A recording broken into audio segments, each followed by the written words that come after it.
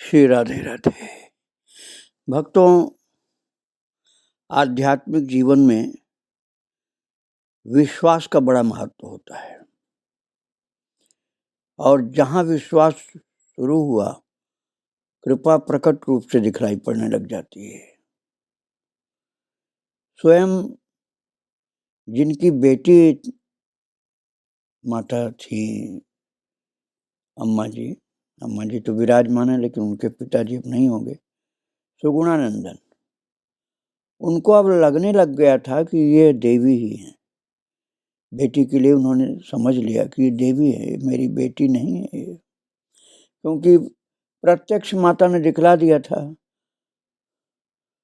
बेटी का हाथ पकड़े थे तो शरीर छूट गया, फिर माता से प्रार्थना की तो जीवित हो गई थी। तो अब उन्होंने खुद ही एक दिन प्रार्थना किया अपनी बेटी अर्थात देवी माता से, अर्थात अम्मा जी से, कि आप कुछ कृपा ऐसी करिए कि हमारी बच्चियों की शादी हो जाए। अब समझ गए थे कि इनकी शादी तो नहीं कर सकते हम, लेकिन और जो बहनें हैं 3, उनकी तो शादी हो जाए। तो इनके मुख से निकला, अम्मा जी के मुख से, कि आप चिंता मत करो, बहुत जल्दी शादी हो जाएगी उनकी, तीनों की। तो 1 महीने के अंदर ही माता जी के शब्द सत्य सिद्ध हो गए। बेटी सुगुणम्मा के लिए सबसे अनपेक्षित परिवार की ओर से विवाह का प्रस्ताव आया। ये परिवार माता जी का कट्टर विरोधी था और दूल्हा बुद्धिवादी आंदोलन का मुख्य नेता था। विडंबना की बात यह रही कि अब जब शादी तय हो गई तो सुगुणानंदन ने हाथ खींच लिया। तो शादी की पूरी तैयारियां की जिम्मेदारी जो थी माता जी ने उठाई। ऐसा लगता है कि समभाव में अवस्थित होने के कारण माता जी की नेतृत्व क्षमता और कौशल में जरा भी कसर नहीं रहती थी और विवाह समारोह बड़ी सफलता के साथ संपन्न हुआ। इसके बावजूद कि सुगुणानंदन एक ओर जा खड़े हुए, वो सारी घटनाओं को सिर्फ सरसरी निगाह से देखते रहे। माता जी के शब्द जो पहले उन्होंने अपने पिताजी से कहा था कि आज का शत्रु कल का मित्र हो जाता है, अब वो सत्य सिद्ध हुआ। जो बहुत भयंकर विरोधी था, अब महाराज उसी के साथ विवाह होने की बात हो गई। अन्य लड़कियों के विवाह में भी यही घटना दोहराई गई। मलयालम में कहावत है कि घर के आंगन की चमेली में महक नहीं होती। घर के आंगन की चमेली में महक नहीं होती, अर्थात घर की मुर्गी दाल बराबर होती है, ये कहावत जो है। अगर कोई विख्यात और बड़ा बन जाता है तो उसके समाज बिरादरी के लोग उसकी महत्ता को नहीं पहचानते। वो अपनी उम्र को छोड़ते हैं कि महाराज जी हमसे छोटे हैं, माता जी हमसे छोटी हैं, हम तो इनसे बहुत बड़े हैं। ऐसे ऐसे करके बाहरी लोग तो लाभ उठाते हैं, घर के लोग, परिवार के लोग, गांव के लोग, रिश्तेदारी के लोग जो होते हैं उनकी श्रद्धा जल्दी जमती नहीं। यही कारण था कि दूर से दूर तक के लोग अम्मा जी का चरण आश्रय ले लिए, लेकिन घर गांव के लोग नहीं अभी श्रद्धावनत हुए। अनेक महान आत्माओं ने इस कटु यथार्थ को भोगा है महाराज। माता जी कहा करती थी, मान लो कोई रेडियो पर आने वाले किसी मधुर गीत का आनंद ले रहा है और उसी समय उसका एक घनिष्ठ मित्र वहां आ जाए और उससे कहे, जानते हो ये गाना कौन गा रहा है? वह है अपना पड़ोसी शंकर। इतना सुनते ही बस उस गाने का आनंद उठाने वाला व्यक्ति तुरंत रेडियो बंद कर देगा और कहेगा, अच्छा ये भी कोई गायक है? अरे कितना घटिया है। अभी तक बहुत अच्छा मन समझ रहा था, लेकिन पड़ोसी का नाम सुनते ही समझ लेगा, अरे कुछ नहीं। तो बच्चों, ये है लोगों का रवैया। अम्मा जी ऐसा करती थी। जिस व्यक्ति को वे हमेशा से जानते आए हैं और जिसके साथ निरंतर संबंध बनाए रखते हैं, उनकी महानता को स्वीकार करना कठिन होता है। और यही स्थिति माता जी के साथ बिल्कुल हुई। माता जी के आसपास की परिस्थिति बहुत अनुकूल नहीं थी। लोग कहते थे मछुआरीन लड़की क्या महान हो सकती है, मछुआरीन लड़की बोलते थे। माता पिता और घर परिवार को देख करके मछुआरीन लड़की लोग कहते थे। और भक्तगण देश के विभिन्न भागों से आया करते थे, इसलिए वे लोग पवित्र माता जी को तंग करने वाले असंस्कृत गांव वासियों के खिलाफ कोई कदम नहीं उठा सकते थे। इसके अलावा स्वयं भक्तगणों को की धारणा थी कि श्री माता जी केवल भाव दर्शन के दौरान कृष्ण और देवी द्वारा आविष्ट रहती थी। गांव के लोग यही समझते थे कि जब भाव दर्शन होता तभी वह आवेश रहता है, हमेशा तो वे साधारण है। वे माता जी के ब्रह्म चैतन्य तादात्म्य की गहराई और पूर्णता को समझ सकने में असमर्थ थे। और बाहर के लोग ये लाभ उठाए। उन्होंने समझा कि साक्षात देवी ही है, और घर गांव के लोगों ने नहीं समझा। यही नहीं, उन प्रारंभिक दिनों में अधिकांश भक्तगण मुख्यतः भौतिक सफलताओं और उपलब्धियों के लिए आया करते थे, न कि आध्यात्मिक उच्चता को प्राप्त करने के लिए। और यदि उनकी मनोकामना की पूर्ति हो जाती तो फिर वे दोबारा तभी उनके पास आते थे जब उनके मन में दूसरी कोई कामना उत्पन्न होती थी। यदि उनकी कामना की पूर्ति न होती तो फिर वे दोबारा कभी नहीं आते, और माता जी के प्रति उनकी श्रद्धा भक्ति वहीं समाप्त हो जाती। माता जी के पास न तो अपनी 1 इंच जमीन थी और न ही 1 पैसा था। उनके अपने नातेदार रिश्तेदार उनसे सहयोग नहीं कर रहे थे, और न उनके कट्टर विरोधी थे। कुछ थे ऐसे जो उनके कट्टर विरोधी थे, लेकिन सभी ऐसे नहीं थे। वे लोग उन्हें किसी प्रकार से न तो सहायता करते थे और न प्रोत्साहन ही देते थे। और भक्तों, एक बार की बात है, एक भक्त ने माता जी से उनके साधना काल के पूर्व और अनंतर भोगी गई कड़ी परीक्षाओं और संकटों के बारे में प्रश्न किए। और भक्त को ये सोच करके चिंता होती कि यदि उन्हें भी माता जी जितने कष्टों तकलीफों को भुगतना पड़ेगा तो ये फिर भला ब्रह्म साक्षात्कार कैसे कर पाएंगे।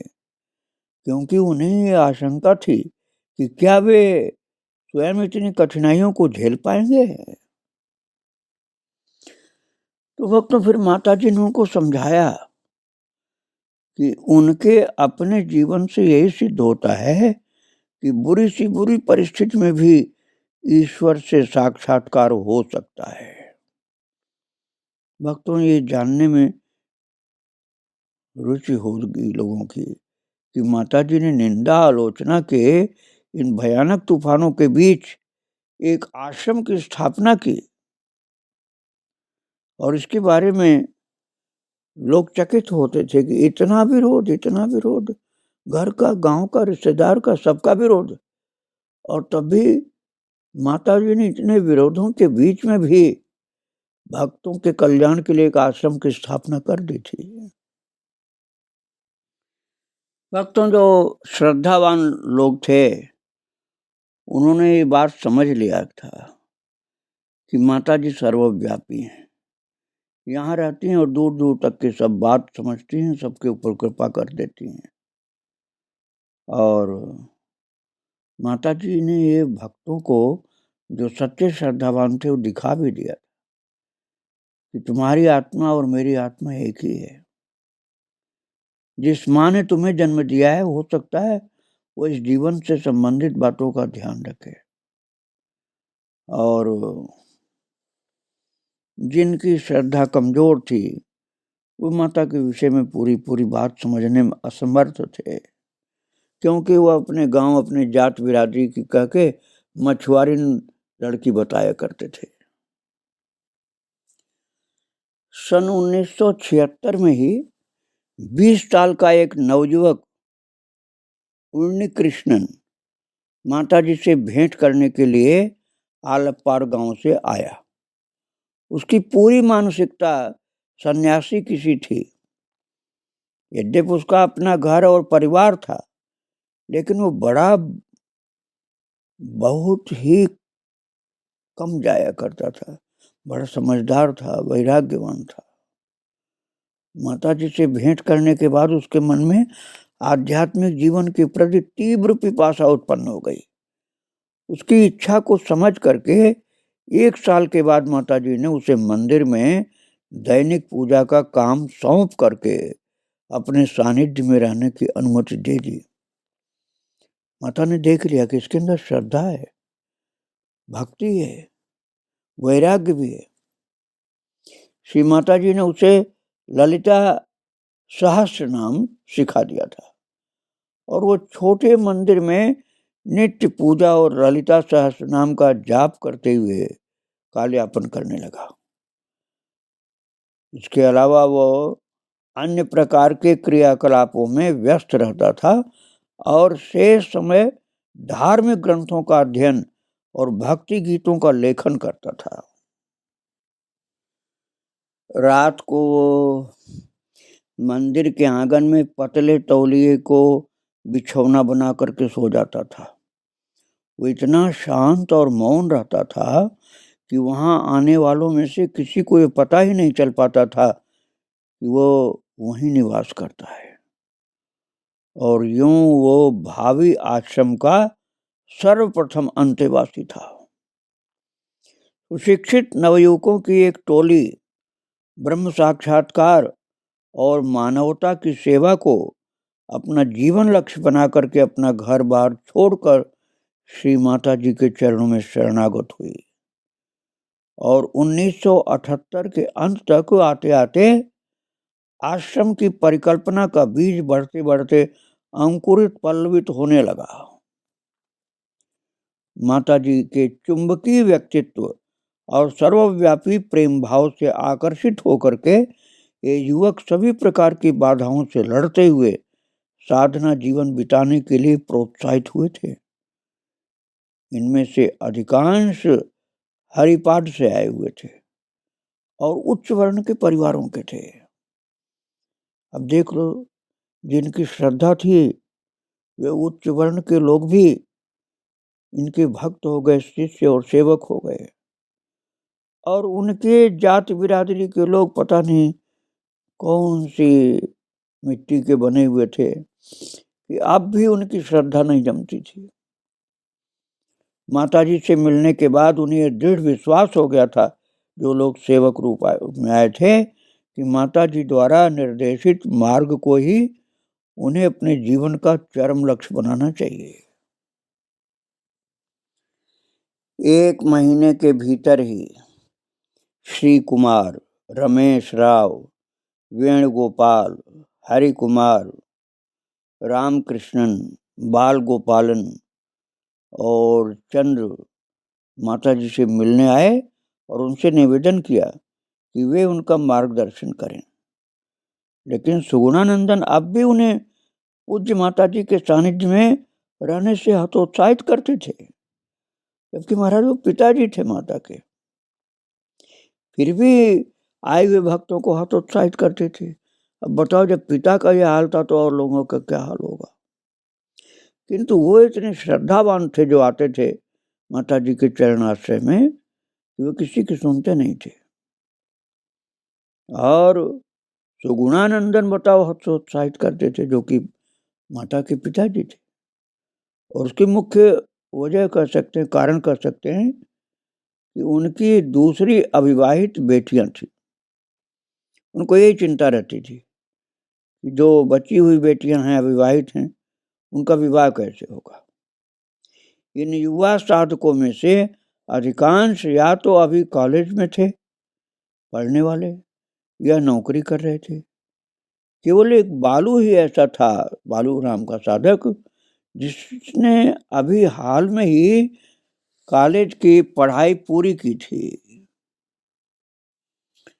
और भक्तों, ये युवक गण भी जो माता जी के दर्शन के लिए आते थे, वे लगभग रोज या एक दिन छोड़ करके बड़ी श्रद्धा से आते थे और साथ ही साथ अपनी सांसारिक जिम्मेदारियों को भी निभाते थे।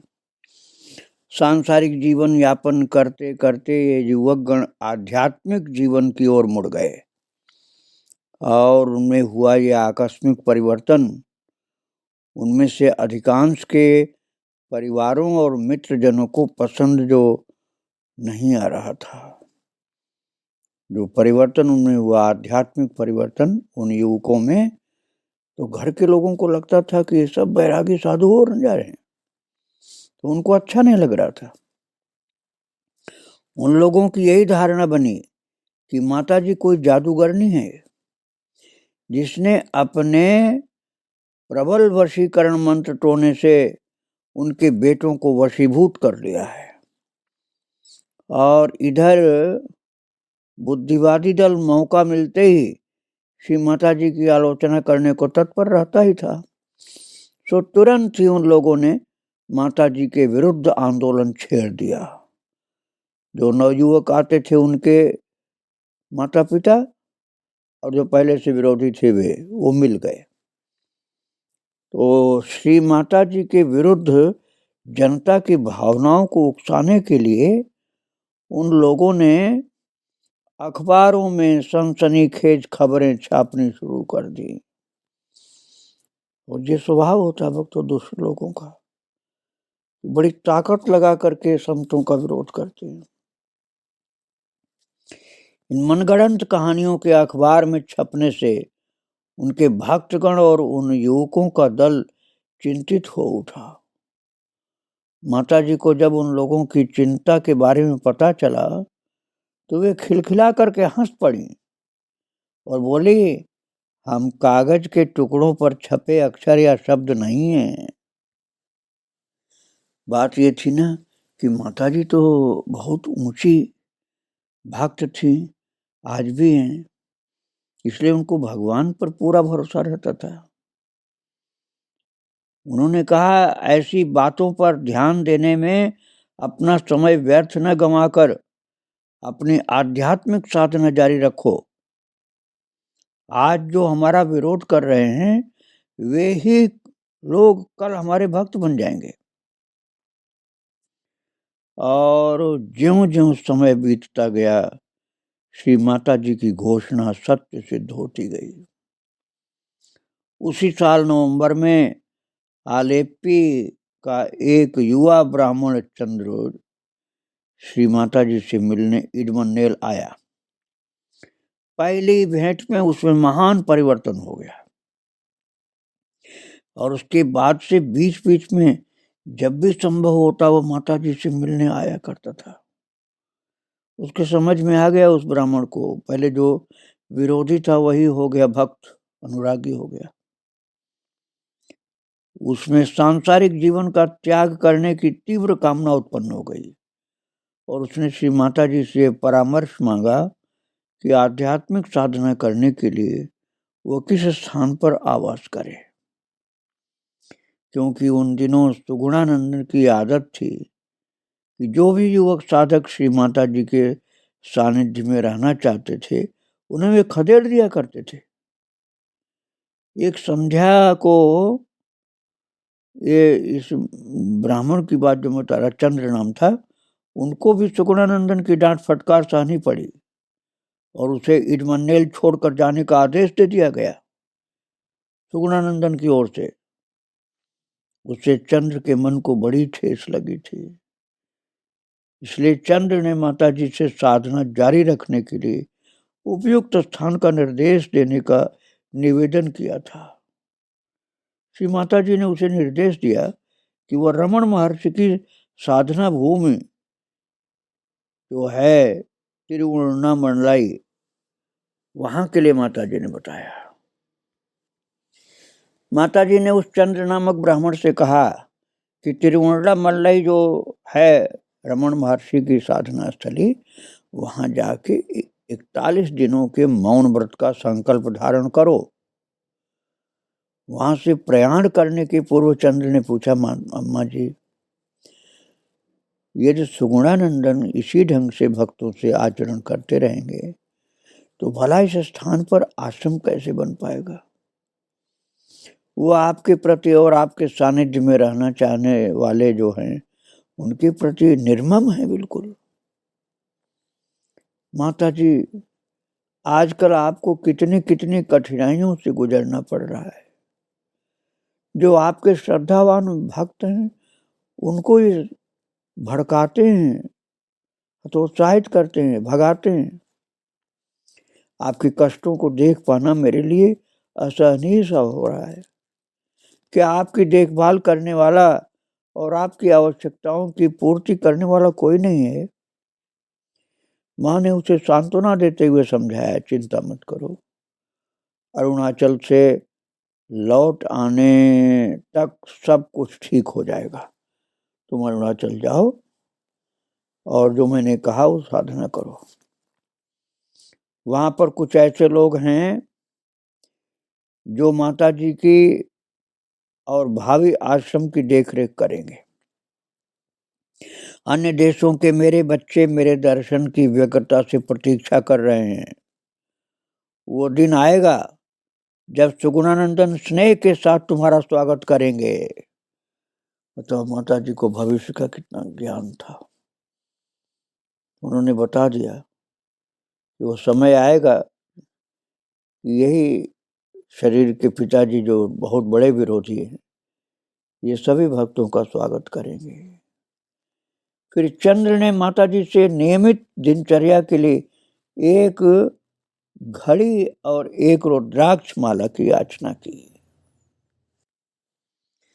तो भक्तों, माता जी ने कहा कि माता से ऐसी चीजों की मांग मत करो और न ही उसके बारे में सोचो। एक अच्छा साधक अपने आसन से कभी नहीं हिलता।